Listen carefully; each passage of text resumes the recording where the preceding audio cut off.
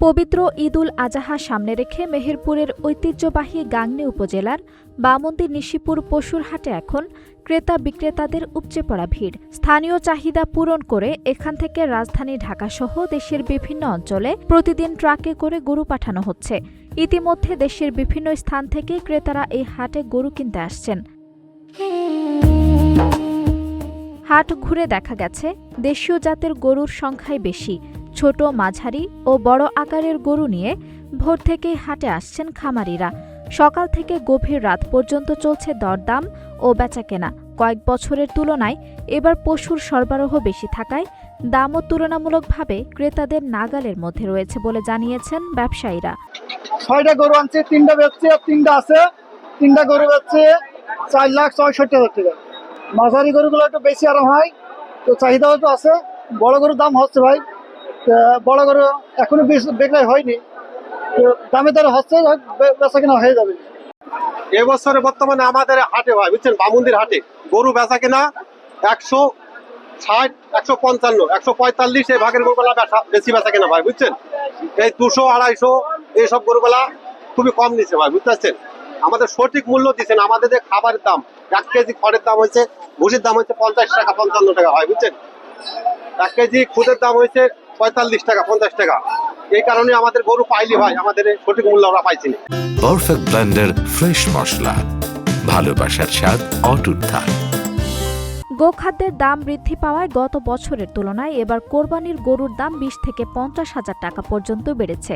এতে বিপাকে পড়েছেন সাধারণ ক্রেতারা। অনেকেই সাধ্যের মধ্যে গরু না পেয়ে হতাশ হয়ে হাট থেকে ফিরে যাচ্ছেন বলে অভিযোগ করছেন ক্রেতারা। গরুর দাম বেশি, মালের খাবারের দাম বেশি, গরুওয়ালারা চাইছে যে খাদ্য খাবারের দাম বেশি, এই কারণে গরুর দাম বেশি চাইছে। গরু বেচা কেনাও তো হাটে হয়েছে না, গরু যে বেচা কেনা হবে তাও তো হয়েছে না, ওরাও পাচ্ছে না, আমরাও কিনতে পারছি। সরকার যে পরিবেশ কুরবানি দেওয়ার মতন আমাদের মনে হয় সাধ্য হবে না। মানে অল্প পয়সার লোক, যারা ধনী ব্যক্তি তারা হয়তো দিতে পারবে। গতবার থেকে 2 লাখের গরু যেগুলা বিক্রি হয়েছে এবার 2.5 লাখ, যেগুলা দেখা যাচ্ছে 1 লাখ বিক্রি হচ্ছে সেগুলা 20-30 এরকম দাম বেশি। কোরবানিকে সামনে রেখে প্রতি হাটে গড়ে 3 থেকে 4 হাজার গরু উঠছে। ঈদের সময় যত ঘনিয়ে আসবে পশুর সংখ্যা আরও বাড়বে বলে তিনি আশা প্রকাশ করেন।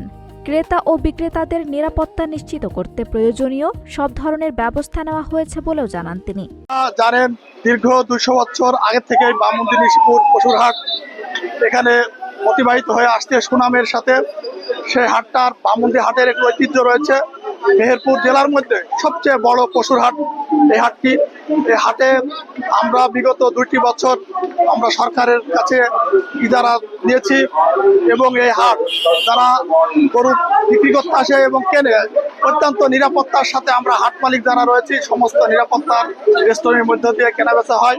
এখানে অর্থ বা গরু কেনাবেচা করতে যাই কেউ অসুবিধায় পড়ে না, এবং গরুর দাম তুলনামূলকভাবে বেশি না আমার কাছে মনে হচ্ছে। কারণ গরুর যে গোখাদ্য এটার দাম কিন্তু অনেক বেশি, সেই তুলনায় চাষি যে আশায় 1 বছর বাঁধি গরু পোষে সেই তুলনায় কিন্তু লাভের অংশ সেরকম বৃদ্ধির বেশি না।